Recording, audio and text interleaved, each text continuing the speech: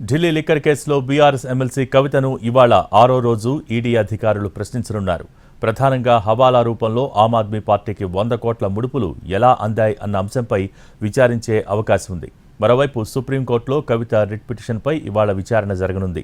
Justice Sanjeev Khanna, justice Sundaresh, Bela ఎం త్రివేదీల social bench విచారణ జరపనుంది. ఇక ED తనను అరెస్ట్ చేయడం అక్రమమని సర్వోన్నత న్యాయస్థానాన్ని కవిత ఆశ్రయించారు.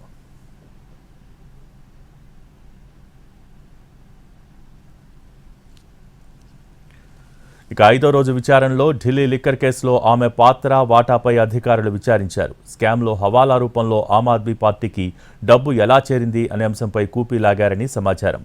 సౌత్ గ్రూప్లో ఉన్నవారంతా ఎక్కడెక్కడ కలిశారు, ఏమేం చర్చలు జరిగాయి అన్న దానిపై ఆరా తీసినట్టు తెలిసింది. లిక్కర్ కేసులో అందరి పాత్రలపై ఆధారాలు తమ దగ్గర ఉన్నాయని ఈడీ తెలిపినట్టు సమాచారం.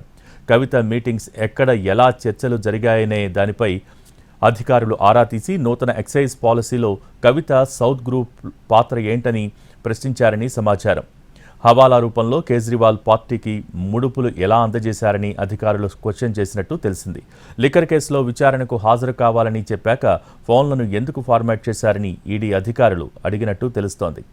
లిక్కర్ స్కామ్లో కవిత పాత్రపై ఆధారాలు ఉన్నాయన్న ఈడీ ఆమె పాత్రపై మీరే ఒప్పుకుంటారా, మమ్మల్ని ఒప్పించమంటారా అని అడిగినట్టు తెలిసింది.